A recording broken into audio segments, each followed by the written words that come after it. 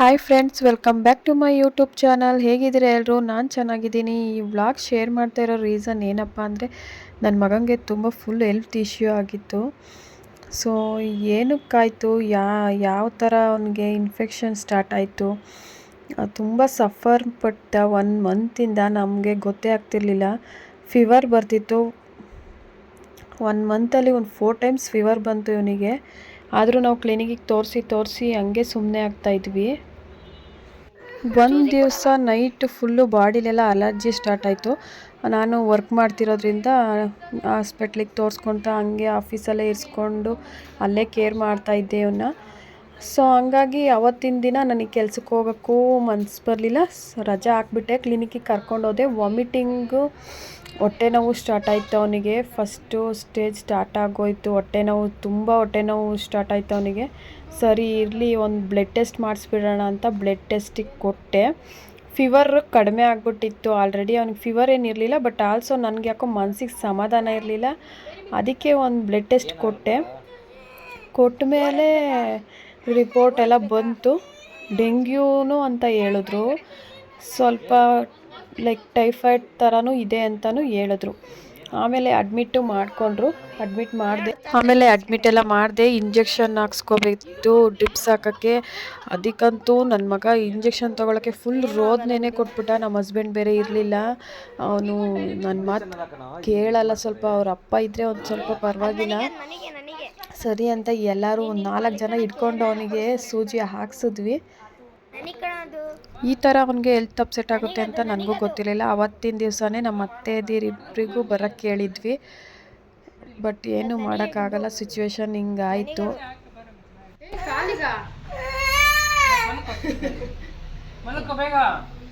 ಬೇಗ ಹುಷಾರಾಗ್ಬೇಕು ತಾನೇ, ನೀನು ಎಲ್ಲ ತಿನ್ಬೇಕಲ್ವ ಬಿಡು.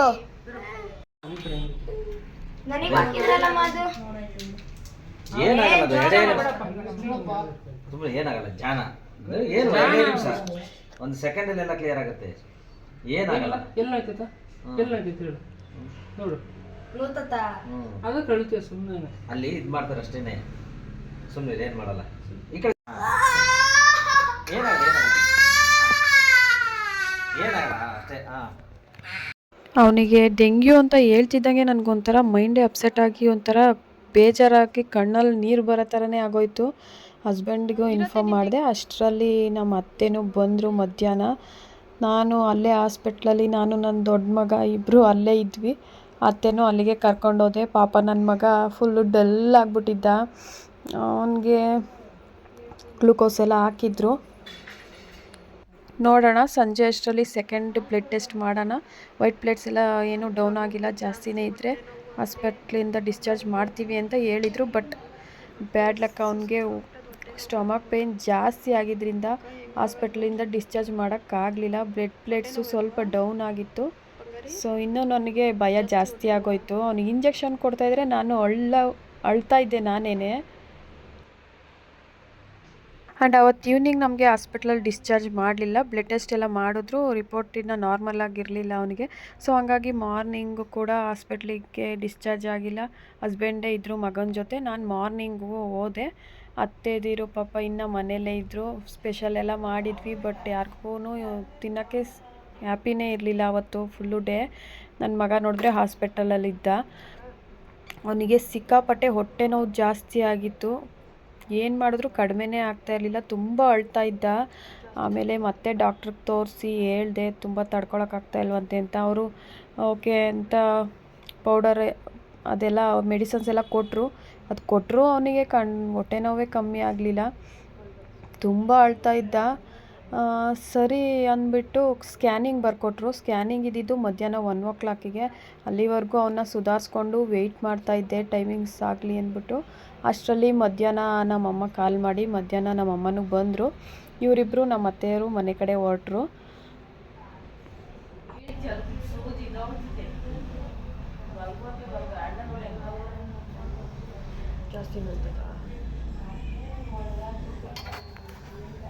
ದೊಡ್ಡ ಮಗನ್ನ ಸ್ಕೂಲಿಗೆ ಬಿಟ್ಟು ನಾನು ಹಾಸ್ಪಿಟಲ್ಗೆ ಹೋಗಿದ್ದೆ. ಬ್ರೇಕ್ಫಾಸ್ಟು ಟಿಫನ್ ಏನೂ ಮಾಡೋಕ್ಕಾಗಿರಲಿಲ್ಲ. ಸೊ ಹಂಗಾಗಿ ಅಲ್ಲೇ ಹೋಟೆಲಲ್ಲಿ ತೊಗೊಂಬಿಡೋಣ ಅಂತ ಹೋದೆ. 11 ಆಗಿಬಿಟ್ಟಿತ್ತು ಆಲ್ರೆಡಿ. ಮಗನಿಗೆ ಎಳ್ನೀರೆಲ್ಲ ತೊಗೊಂಡೋಗ್ಬೇಕು ಅಂತ ತೊಗೊಂಡೋಗಕ್ಕೆ ಹೋಗಿದ್ದೆ. ಅಷ್ಟರಲ್ಲಿ ಅತ್ತೆ ಹೋಗ್ತೀನಿ ಹಿಂಗೆ ಅಂತ ಹೇಳಿದ್ದವರು ಹಾಸ್ಪಿಟ್ಲ್ ಹತ್ರ ಬಂದಿದ್ದರು. ಸರಿ ಅಂದ್ಬಿಟ್ಟು ನಾನೆಲ್ಲ ತೊಗೊಂಡು ಹೋದೆ. ಯಾರೂ ಇರಲಿಲ್ಲ ಮಗನ ಹತ್ರ. ಸಿಸ್ಟರ್ಗೆ ಹೇಳ್ಬಿಟ್ಟು ಹೋದೆ. ಏನೂ ಮಾಡೋಕ್ಕಾಗಲ್ಲ, ಒಬ್ಬರೇ ಇದ್ದಾಗ ನಾವೇ ಕೇರ್ ಮಾಡ್ಕೋಬೇಕು. ಯಾರಾದರೂ ಅಕ್ಕಪಕ್ಕ ಇರೋರ್ಗೇ ಹೆಲ್ಪ್ ತಗೊಬೇಕು.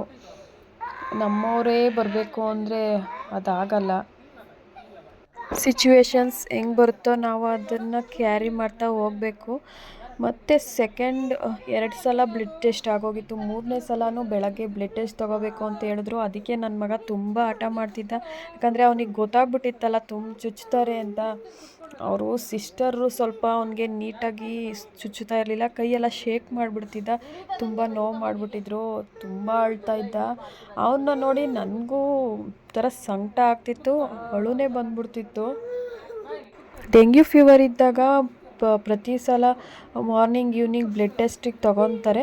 ಹಾಗೆ ಇವನಿಗೂ ಬೆಳಗ್ಗೆನೂ ಬ್ಲಡ್ ತೊಗೋಬೇಕು ಅಂತ ಬಂದರು. ಅವರು ಸಿಸ್ಟರ್ ಇದ್ದಿದ್ದವರು ನೀಟಾಗಿ ಚುಚ್ಚಿದಲ್ಲೇ ಇವನಿಗೆ ಬ್ಲಡ್ಡು ಬರಲಿಲ್ಲ. ಕೈ ತುಂಬ ನೋವು ಮಾಡಿಬಿಟ್ರು.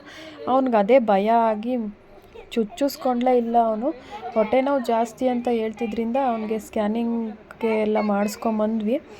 ಸ್ಕ್ಯಾನಿಂಗ್ ಮಾಡಿಸೋ ಹತ್ರನೇ ಅಲ್ಲೇ ಸ್ಕ್ಯಾನಿಂಗ್ ಡಾಕ್ಟ್ರು ನಮ್ಮ ಫ್ಯಾಮಿಲಿ ಡಾಕ್ಟರ್ಗೆ ಕಾಂಟ್ಯಾಕ್ಟ್ ಮಾಡಿ ಅವರು ಡಾಕ್ಟರ್ ಹತ್ರನೇ ಡಿಸ್ಕಸ್ ಮಾಡಿದರು ಏನು ಅಂತ.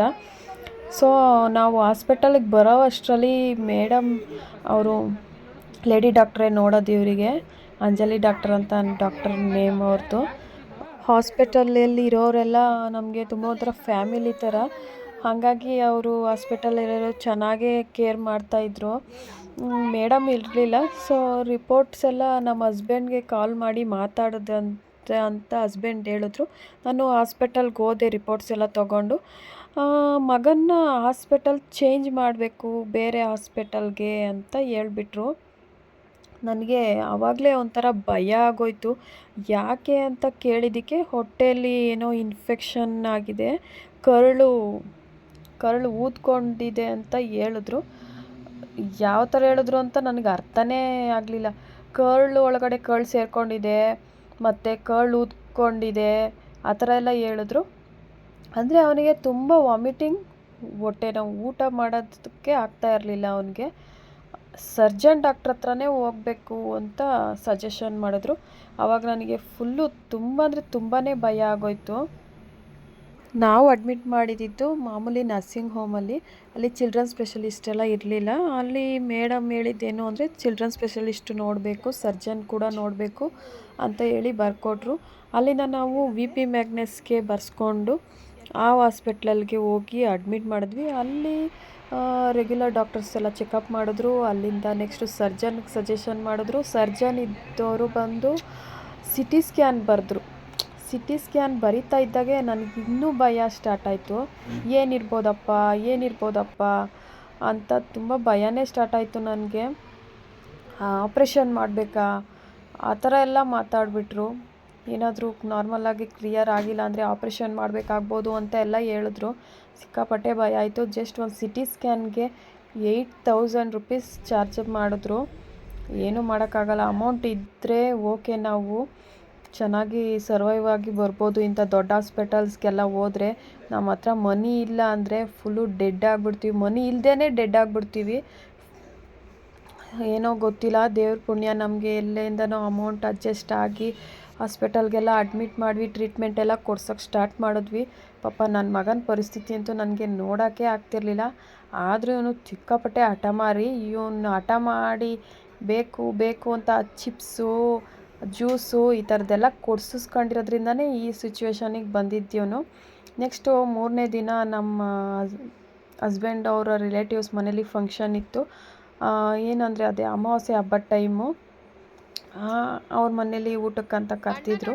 ಹಸ್ಬೆಂಡು ಹೋಗ್ಬಿಟ್ಟು ಬಾ ನೀನು ಊಟ ಮಾಡ್ಕೊಂಡು ಅಂತ ಹೇಳಿ ಹೋಗಿ ಬಂದೆ. ಮನೇಲಿ ಯಾರೂ ನಮಗೆ ಇಲ್ಲಿ ಫುಡ್ಡು ಎಲ್ಲ ತಂದ್ಕೊಡೋರು ಯಾರೂ ಇರಲಿಲ್ಲ. ಹೋಟೆಲಿಂದನೇ ಊಟ ತಂದು ಕೊಡ್ತಾಯಿದ್ರು ನಮ್ಮ ಹಸ್ಬೆಂಡು ನನಗೆ. ಹಂಗಾಗಿ ಒನ್ ಡೇ ಹೋಗಿ ಊಟ ಮಾಡ್ಕೊಂಬ ಅಂತ ಹೇಳಿ ನಮ್ಮ ಅತ್ತಿಗೆ, ನಮ್ಮ ಭಾವ ಅವರೆಲ್ಲರೂ ಬಂದು ಮಗನ ನೋಡ್ಕೊಂಡು ಹೋದರು. 4ನೇ ದಿನ ಇದು. ಅವನು ಫುಲ್ಲು ಸ್ವಲ್ಪ ಕ್ಯೂರ್ ಆಗಕ್ಕೆ ಸ್ಟಾರ್ಟ್ ಆದ. 3 ಡಾಕ್ಟರ್ಸು ಬಂದು ನೋಡ್ತಾರೆ. ಒಬ್ಬರು ಸರ್ಜನ್ ನೋಡಿದ್ರು, ಒಬ್ಬರು ಚಿಲ್ಡ್ರನ್ ಸ್ಪೆಷಲಿಸ್ಟ್ ಮೇಡಮ್ ಬಂದು ನೋಡಿದ್ರು. ಮೇಡಮ್ ತುಂಬ ಚೆನ್ನಾಗಿ ಮಾತಾಡಿಸ್ತಾಯಿದ್ರು ಪಾಪುನ. ಸರಿ 3 ಡೇಸಲ್ಲಿ ಸ್ವಲ್ಪ ರಿಕವರಿ ಆದ. ಆಮೇಲೆ ನನ್ನ ದೊಡ್ಡ ಮಗ ಸ್ಕೂಲಿಗೆ ಹೋಗಬೇಕಿತ್ತು. ನಮ್ಮ ಮನೆಯಿಂದ ಕ್ಲಿನಿಕ್ಕಿಗೆ ಒಂದು 6 ಕಿಲೋಮೀಟರ್ಸ್ ಡಿಸ್ಟೆನ್ಸ್ ಇತ್ತು. ಅಲ್ಲಿಂದ ನನ್ನ ಮಗನ ಸ್ಕೂಲಿಗೆ ಬಿಟ್ಟು ಹಸ್ಬೆಂಡು ಬಂದು ಹೋಗ್ತಾಯಿದ್ರು. ಮಾರ್ನಿಂಗು ಬರೋಕ್ಕಾಗ್ತಿರ್ಲಿಲ್ಲ ಅವರು, ಬಟ್ ಈವ್ನಿಂಗ್ ಟೈಮ್ ಬಂದು ಹೋಗ್ತಾಯಿದ್ರು. ನಾನೇ ಒಬ್ಬಳೇ ಹಾಸ್ಪಿಟಲಲ್ಲಿ ಇರ್ತಾಯಿದ್ದೆ. ನೈಟೆಲ್ಲ ನಾನೇ ನೋಡ್ಕೊತಿದ್ದೆ. ನಾನು ಹಸ್ಬೆಂಡ್ ಇಬ್ಬರೇ ಕೇರ್ ಮಾಡ್ತಾಯಿದ್ವಿ. ಇನ್ನೊಂದು ವಿಷಯ ಏನಪ್ಪ ಅಂದರೆ, ನಾರ್ಮಲ್ ಸ್ಕ್ಯಾನಿಂಗ್ ಮಾಡಿಸೋದ್ರಿಂದ ನಮಗೆ ಅಷ್ಟೊಂದು ಡೀಪಾಗಿ ಏನೂ ಇನ್ಫಾರ್ಮೇಷನ್ ಗೊತ್ತಾಗಲ್ಲ, ಡಾಕ್ಟರ್ಸ್ಗೂ ಗೊತ್ತಾಗಲ್ಲ ಅಂತಲೇ ಅನಿಸುತ್ತೆ. ಇವ್ರು ಇಷ್ಟೆಲ್ಲ ನಮಗೆ ಟ್ರೀಟ್ಮೆಂಟಲ್ಲಿ CT ಸ್ಕ್ಯಾನು ಮಾಡಿಸಿದ ರೀಸನ್ ನೋಡಿದ್ರೆ ನನಗೆ ಹಂಗೆ ಅನಿಸುತ್ತೆ. ನಾರ್ಮಲ್ ಸ್ಕ್ಯಾನಿಂಗ್ ರಿಪೋರ್ಟ್ ನೋಡಿದ ತಕ್ಷಣ ಡಾಕ್ಟರ್ಸು ಯೋಚನೆ ಮಾಡ್ತಿದ್ದಿದ್ದೆ ಇದು ಸರ್ಜರಿ ಮಾಡಬೇಕಾಗ್ಬೋದೇನೋ ಅನ್ನೋ ಮೈಂಡ್ಸೆಟ್ಟಲ್ಲೇ ಮಾತಾಡ್ತಿದ್ರು.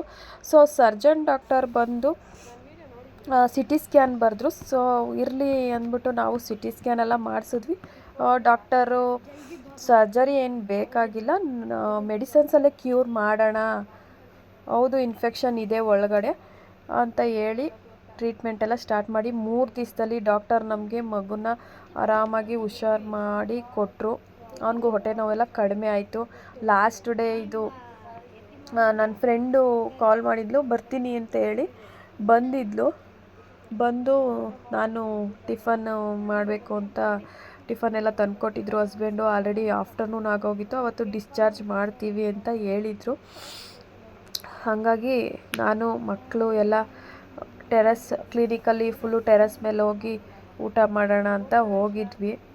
ಅಲ್ಲೇ ಸ್ವಲ್ಪ ನಾನು ಅವಳು ಮಾತಾಡಿಕೊಂಡು ಮೈಂಡಿಗೆಲ್ಲ ರಿಫ್ರೆಶ್ಮೆಂಟ್ ಆಯಿತು. ಸ್ವಲ್ಪ ಅವಳು ಬಂದಿದ್ದಕ್ಕೆ ಆರಾಮ್ ಅನ್ನಿಸ್ತು.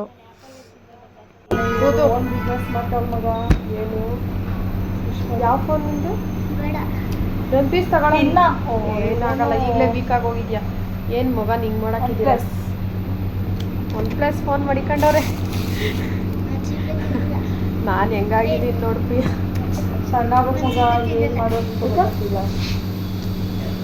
ಚೀಪೆ ತಿನ್ಬೇಕು ನಮ್ಮ ಇರ್ಬೇಕು.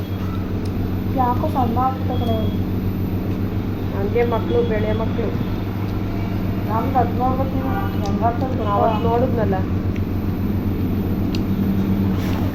ಅವ್ರ ಅಪ್ಪನಾಗಲ್ವಾನೆ. ಏನಿಲ್ಲ, ಅವ್ರ ಅಪ್ಪನ ಮುಖನೂ ಐತೆ ಸುಮ್ಮನೆ. ಹೆಂಗೆ ಗೊತ್ತಾ, ಅವನು ಒಂಥರ ಆ ಕಡೆ ಅವನು ಕೂತ್ಕೊಳ್ಳೋ ಸುಮ್ಮನೆ ರಿಯಲ್ ಆಗೇ ನೋಡ್ತೀಯಲ್ಲ ಮನೆಗೆ ದಿನ. ಅವ್ರ ಬೆಳಗ್ಗೆ ಎದ್ದಿದ ತಕ್ಷಣ ಮಗ ಫೋಟೋ ತಗೊತಿದ್ದ. ನಾನು ನನ್ನ ಮಗ ಒಂದು ಸ್ವಲ್ಪನಾದ್ರೂ ಸ್ಮೆಲ್ ಆಯ್ತು. ಇವ್ನು ಇದ್ರಾಗ ಒಂಚೂರು ಸ್ಮೆಲ್ ಕೊಟ್ಟಾನೆ. ಇದ್ರಲ್ಲಿ ನೋಡಿ ಮಗನೇ ಒಳಗಡೆ ಊದ್ಕೊಂಡಿರೋದು ನೋಡು ನಾವು ಅಂತ.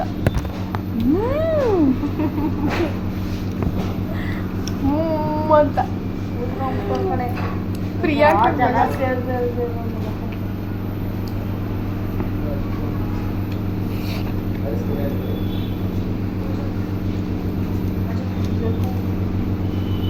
ಎಷ್ಟರಿ ಕಟ್ಟಿ ಜಾಗ ಇದೆಯಾ? ಜಾಗ ಇದೆಯಾ? ಅಡ್ಜಸ್ಟ್ ಮಾಡ್ಕೊತಿರ್ತೀನಿ.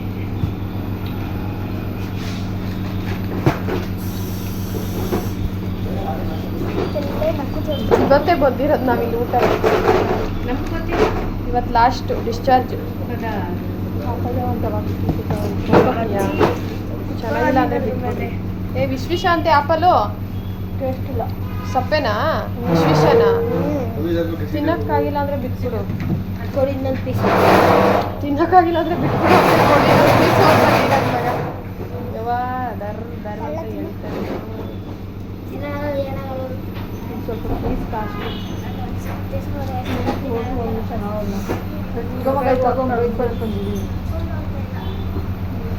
ಬೈಕಾ ಬರ್ತಡೆಗೆ ದುಡ್ಡೇ ಇಲ್ಲ ಅಂತೀಯ. ಏನೇನೇ ಮಾಡ್ತೀಯ ತುಮಕೂರಾಗೆ 2 ಅವರ್ ನಿಂತ್ಕೊಂಡು ನಮ್ಮ ಯಜಮಾನ್ರು ಇದನ್ನು ಮತ್ತೆ ಸೈಕಲ್ ಬರ್ತೀವಿ. ಬೈಕಾ ಏನು ಎಕ್ಸಲೇಟ್ರ್ ಬೈಕಾ ಏನದು? ಕೊಡ್ರೋ ನಮ್ಗೊಂದೆರಡು ದಿವಸ ಓಡಿಸ್ಕೊಡ್ತೀವಿ. ಇದು ಕಡೆ ಇಲ್ಲ ಎಷ್ಟೇ ಅದು ಮತ್ತೆ ಸೈಕಲ್ 2 ಸರಿ 7,000 ಕೊಟ್ಟಿದ್ದೆ ಮಗ. ಮ್ಯಾನೇಜ್ ಬೈತಾರೆ ಹಿಂಗೇನು ದುಡ್ಡಿನ ಖರ್ಚು ಆಯಿತು ಮನೆ ಕಟ್ಟೋದಿಲ್ಲ ಹೋಯ್ತು ಅಂತ ಇಲ್ಲ ನನಗೆ ಯಾರು ಕೊಡ್ತಾರೆ ಪಲಾವ್ ಹಂಗಾದ್ರೂ ಬೇಡ ಮಗ ನಿನಗೆ ಕೊಡೋದು ಇಲ್ಲ ಬಿಡ್ಬೋದು ಅವಳಿಗಂತೂ ಬೇರೆ ಮತ್ತೆ ಅವಳಿಗೆ ಕೊಡೋದು ಇಲ್ಲ ನಾನೇ ಸುಸ್ತಾಗಿದ್ದೀನಿ ತಿನ್ನೋಕ್ಕೂ ಆಗಲ್ಲ ಇಷ್ಟು ನಾವು ಯಜಮಾನ್ ಕೊಂದವ್ರೆ ತಿಂತಾ ಇದ್ದೀನಿ ತುತ್ತು ತಿಂತೀಯಮ್ಮ ಪಲಾವ್ ಒಂದೆರಡು ತುತ್ತು ತಿನ್ನೋ ನಂಗೆ ತಿನ್ನೋಕೆ ಆಗ್ತಾಯಿಲ್ಲ ಫ್ರೆಶ್ ಮಾಡಿರೋದೇ ತಿಂದಿಲ್ಲ ಮಗ ಹಂಗಾರೆ ಈ ಹೋಟ್ಲವ್ರು ಫ್ರೆಶಾಗಿ ಮಾಡಿಲ್ವಾ ಮನೆ ಊಟ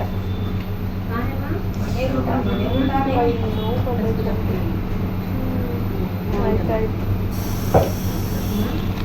ಮೊದಲೇ ಕೇಳ್ಬೇಕು ಕೋಳಿ ಪ್ರಿಯನ್ ಮಗ ಕೋಳಿ ಕಾಲೇ ತಿಂತಾನೆ ಕೋಳಿ ಪ್ರಿಯನ್ ಮಕ್ಕಳು ಮೊದಲೇ ಕೇಳ್ಬೇಕಾ ಕೋಳಿ ಕಾಲೇ ತಿಂತಾರೆ ಇದು ಒಂಚೂರು ಪ್ಲೇಟ್ಗೆ ಹಾಕ್ಕೊಡ್ಲಮ್ಮ ಇದಕ್ಕೆ ಮತ್ತೆ ಇವನು ದೋಸೆ ತಿಂತೀಯಾ ದೋಸೆ ತಿಂತಾನಂತೆ ಭಾರತ ತಿಂದಿದ್ದ ಅವಾಗಲೇ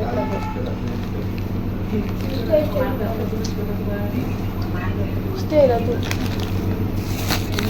ಹ್ಯಾಂಡ್ ವಾಶ್ ಮಾಡ್ಕೊಬೋಗು ಏನು ಹಾಕ್ಸ್ಕೊಂಬಂದಿಲ್ಲ ನಿಮ್ಮ ಅಪ್ಪ ಇದಕ್ಕೆ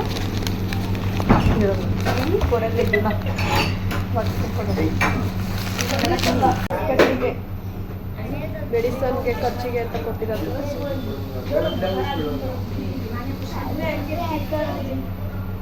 ಎಷ್ಟು 12 ಗಂಟೆ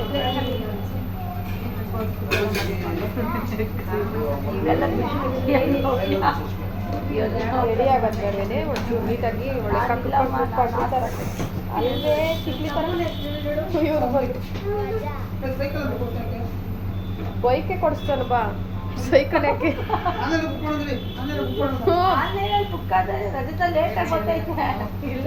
ಸೈಕಲ್ ಯಾಕೆ ಬೈಕೆ ಕೊಡಿಸ್ಬಿಡೋಣ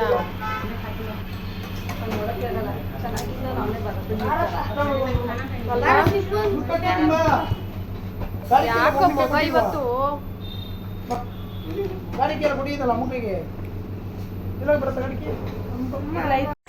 ಡಿಸ್ಚಾರ್ಜ್ಗೆಲ್ಲ ಬರ್ಕೊಟ್ರು ಹಸ್ಬೆಂಡು ಡಿಸ್ಚಾರ್ಜ್ ಮಾಡೋಕ್ಕೆ ಅಮೌಂಟ್ ಎಲ್ಲ ಕೊಟ್ಟು ನನಗೆ ಊರಿಗೆ ಹೋಗ್ಬೇಕಾಗಿತ್ತು ಅವರು ಊರಲ್ಲಿ ಸ್ವಲ್ಪ ಕೆಲಸ ಇತ್ತು ಅಂತ ಅಲ್ಲಿಂದ ಹೊರಟ್ರು ನಾನು 2 ಗಂಟೆ 2:30 ಆಗೋಯ್ತು ಡಿಸ್ಚಾರ್ಜ್ ಮಾಡಿಸ್ಕೊಂಡು ಮನೆ ಕಡೆ ಹೊರಟ್ವಿ ನನ್ನ ಫ್ರೆಂಡು ಹೋಗ್ತೀನಿ ಅಂತ ಹೊರಟ್ಲು ತುಂಬ ಅಪರೂಪಕ್ಕೆ ಮೀಟ್ ಮಾಡ್ತೀವಿ ಎಲ್ಲಾದರೂ ಹೋಟೆಲ್ಗೆ ಹೋಗೋಣ ಊಟ ಮಾಡೋಕ್ಕೆ ಅಂತ ಅಲ್ಲೇ ಹೋಗ್ತಾ ಒಂದು ರಾಘವೇಂದ್ರ ಹೋಟೆಲ್ ಅಂತ ಹೊಸದಾಗಿತ್ತು ಟ್ರೈ ಮಾಡೋಣ ಅಂತ ಹೋದ್ವಿ ಅಲ್ಲೋದ್ರೆ ಅಲ್ಲಿ ಫುಲ್ ಫನ್ನಿಯಾಗಿ ಚೆನ್ನಾಗಿ ಮಾತಾಡ್ಕೊಂಡು ಎಲ್ಲರಿಗೂ ಏನು ಬೇಕೋ ಅದು ತಗೊಂಡು ಊಟ ಮಾಡಿದ್ವಿ ನನಗೂ ಬೆಳಗ್ಗೆ ನೀಟಾಗಿ ಬ್ರೇಕ್ಫಾಸ್ಟ್ ತಿನ್ನೋಕ್ಕಾಗಿರಲಿಲ್ಲ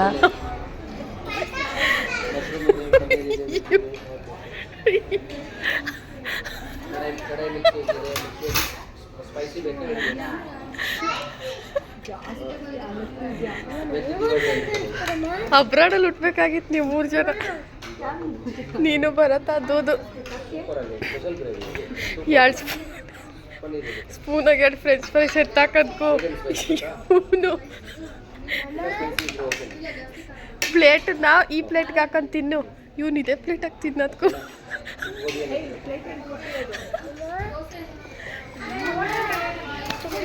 ಏನವಾ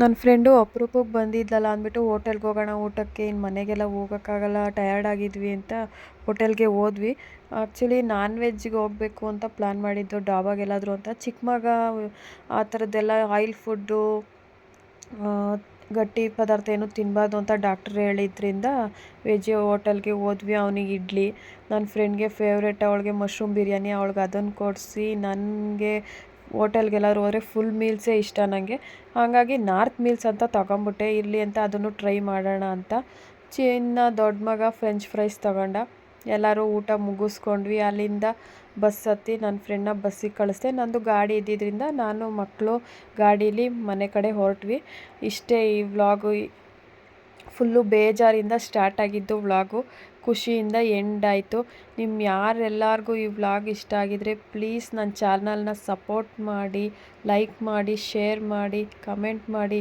ಏನಾದರೂ ಮಿಸ್ಟೇಕ್ಸ್ ಇದ್ದರೆ ಹೇಳಿ ಸರಿ ಮಾಡ್ಕೊಡ್ತೀನಿ thank you all love you all bye